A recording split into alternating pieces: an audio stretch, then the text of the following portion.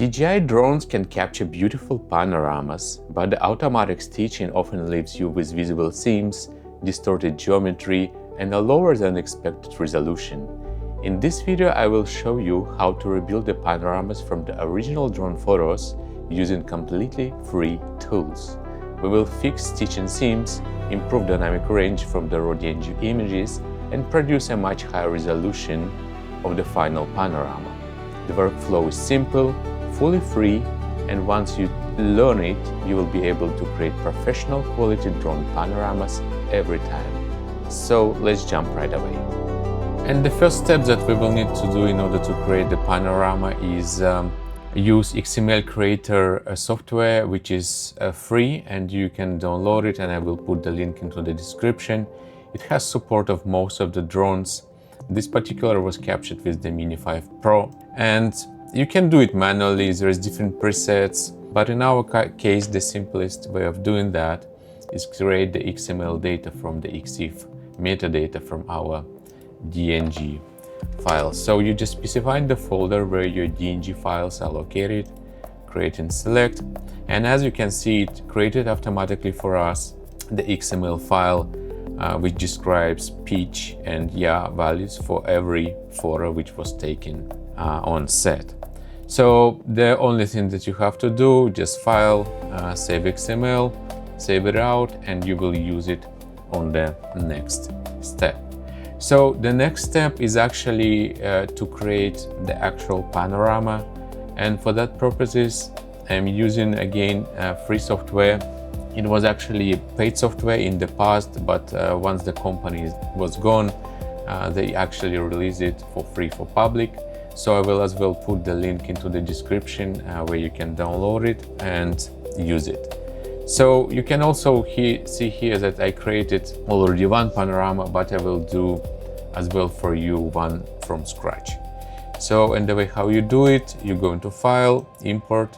So here you will specify the Puppy Wizard template. You will add here the XML file, and you also add in here the DNG files out of the drone, which is this. So it will add it to the project. As you can see, it's now already matching the key point, and once that process is done, it will create a preview of the panorama on the right side of the screen. So let's just wait once it's done and we will continue. So the process is done, and one thing that you notice the difference between this and this, that this does have a little bit of the vignetting, different exposures all over the place. So it's not looking great at the moment, but now we will just fix this. So in order to do that, you go into the edit section, you go into the tool color anchors in this particular case, and the first thing you want to do, you just select all of the images at once, and all of them you set into auto exposure mode, which is this. As you can see, it balanced the exposure values of each of them, and that correction actually coming from the metadata, from the different ISO and shutter speed that each photo had when the shoot was happening. But this area over here where the sun is quite overblown at the moment, and now let's just fix that as well. And the way to do it, you just select on that image, right click, anchor, apply, and what it will do, it will actually take the original exposure from the DNG file, and it will match the rest nearby images to that anchor, right? So that's the first step, but this image is pretty dark at the moment, and I'm not necessarily want to go this dark originally.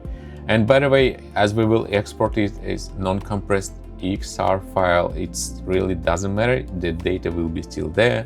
But just a good practice here, let's say I want to select this image as well, and just do it anchor point as well. And as you can see here, what happens, it's now using two anchors points to balance all the rest images nearby. So it's not as dark, and we still have pretty good resolution, dynamic resolution in this particular area. Once that is done, the next step you want to do, you just want to export it.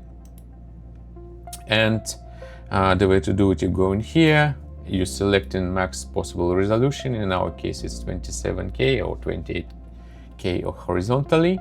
And also the one thing you want to change here is to have HDR output over here.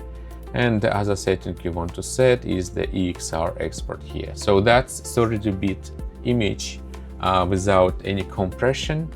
So at the end you will have really nice and sharp image. So once that is done, the only thing you have to do, you just need to specify where you want to save it. In our case, it will be this place, and you just press in render. And as you can see now over here, it's currently rendering the image. And once that render is done, we will go to the next step. So the export is finished, and now we're on our last step, which will be the Darktable. And the Darktable is the similar software as the Lightroom, but it's open source and free as well. So this is how our export looking like in Darktable when we just bring it in. And now we need to do some color grading.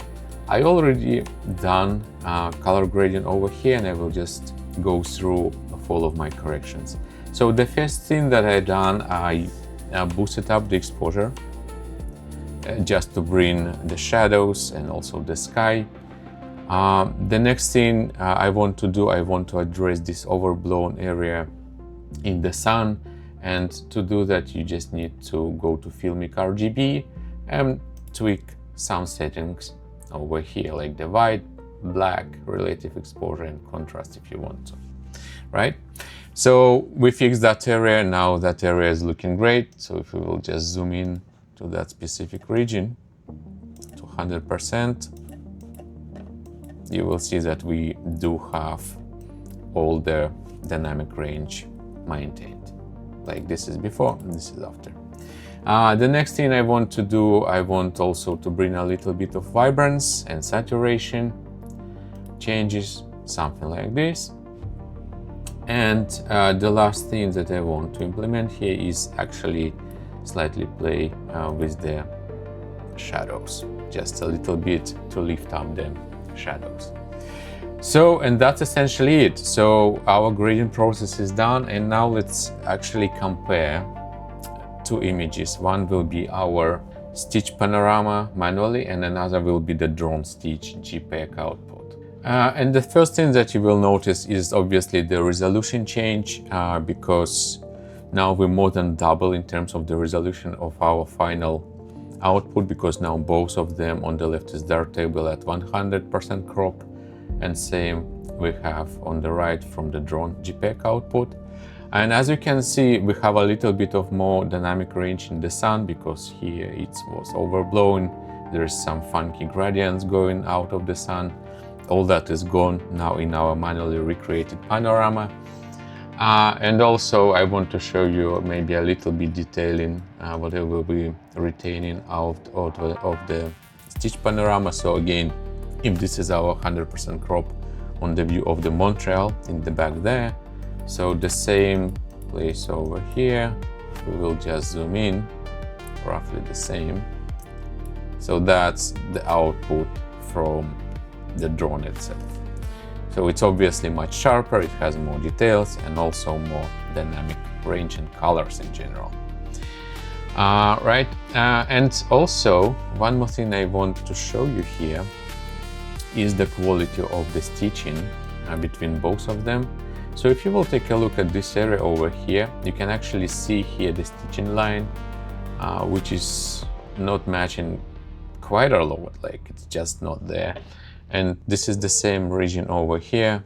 And as you can see, the stitching line is much better. There is still some artifact here, like maybe 1-2 pixels, but it's not visible in the final output as it's visible here. And again, just take a look at the quality, how much details we have over here and what we had on the JPEG output. So that's essentially it, and the process is exactly the same for any DJI drone.